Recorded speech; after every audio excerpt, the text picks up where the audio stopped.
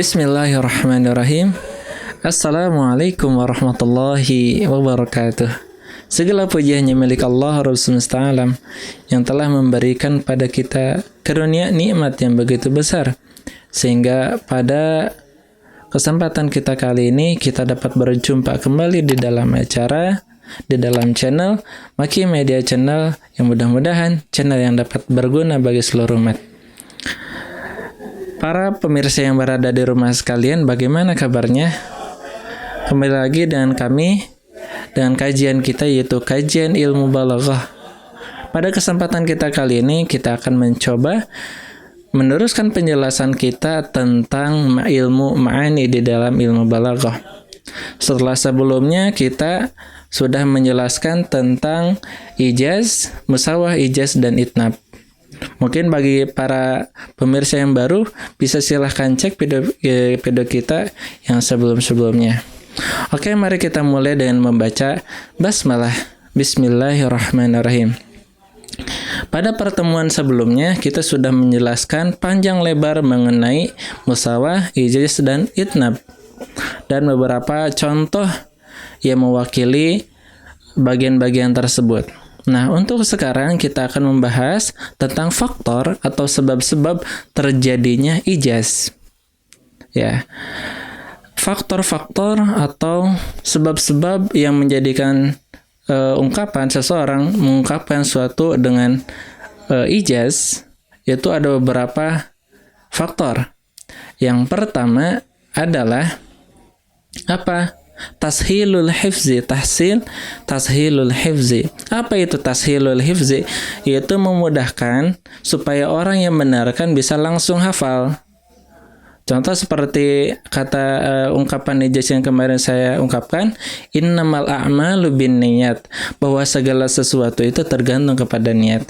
Dari kata tersebut, satu kali pendengaran pun orang bisa langsung hafal. Maka faktor penyebab untuk kita bisa mengungkapkan sesuatu dengan ijaz yaitu adalah supaya tashilul hifzi, yaitu untuk memudahkan hafalan.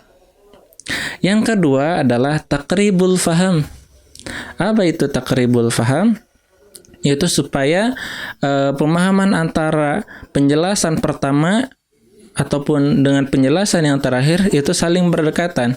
Karena bisa saja kita menjelaskan suatu ungkapan dari awal, ketika pas akhir taunya akhirnya doang, tapi awalnya tidak sesuai. Bisa jadi juga seperti itu. Maka dari itulah faktor di mana ijaz diadakan. Lalu yang ketiga adalah dhiqul maqam. Apa itu dhiqul maqam? Dhiqun itu artinya sempit. Maqam itu keadaan atau tempat. Artinya kita menggunakan ijaz itu karena tempat, ruang lingkup, waktu yang begitu sempit. Contohnya saja ketika acara pernikahan ada sebut dengan pengantar ataupun serah terima, ataupun bisa disebut dengan wasiat dan sebagainya. Tempat-tempat tersebut itu merupakan tempat yang tidak boleh diisi dengan ungkapan-ungkapan yang panjang. Yang penting apa? Diungkapkan dengan pendek, singkat, tapi jelas. Dan bagi para pendengar pun semuanya paham akan ungkapan-ungkapan tersebut. Oke. Lalu faktor yang keempat adalah yaitu sa'amatul muhadatsah. Sa'amatul muhadatsah yaitu berupa kecenderungan orang untuk bosan ketika mendengar ungkapan-ungkapan yang panjang.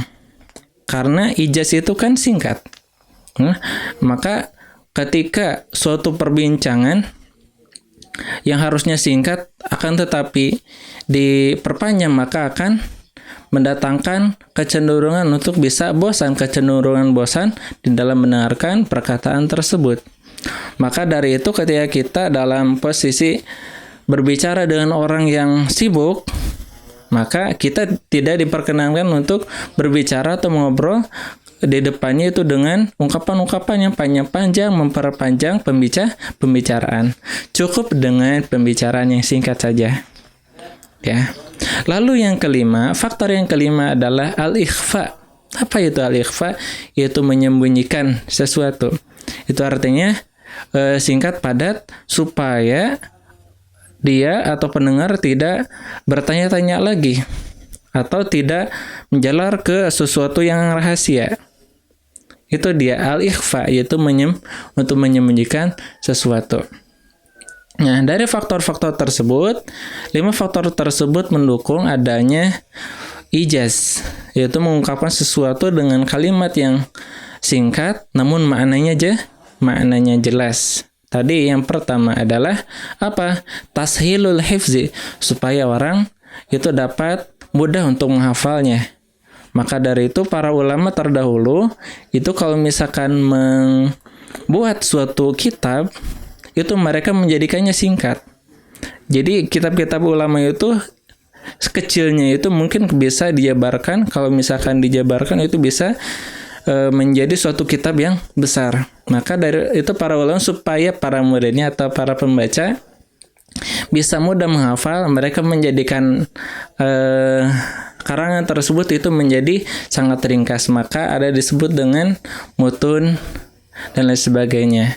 Lalu yang kedua adalah takribul faham, supaya pemahaman antara yang pertama dan pemahaman yang terakhir itu tidak saling berjauhan.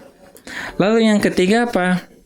Diqul maqam, yaitu karena sempitnya ruang lingkup atau keadaan. Lalu yang keempat adalah al-ikhfa, yaitu untuk menyembunyikan sesuatu agar semuanya tidak tersebar luas. Nah, lalu yang kelima adalah sa'amatu muhadasah, yaitu cenderung kalau orang berbicara panjang lebar itu akan menghasilkan kebosanan bagi para pendengarnya. Mungkin itu saja yang dapat saya sampaikan. Bagi teman-teman yang ingin mengkritik atau memberikan saran, silahkan ajukan di kolom komentar. Dan apabila ada pertanyaan, silahkan juga. Jangan lupa untuk subscribe channel kita supaya kita lebih semangat lagi dan teman-teman pun bisa lebih memperbanyak wawasan teman-teman di dalam hal wawasan ilmu Islam. Oke, gitu saja. Jangan lupa like apabila menurut para pendengar, para pemirsa semua menyenangkan, dan jangan lupa untuk selalu menebarkan salam di setiap penjuru dunia. Wabillahi taufiq wal hidayah wa ridha wal inayah. Wassalamualaikum warahmatullahi wabarakatuh.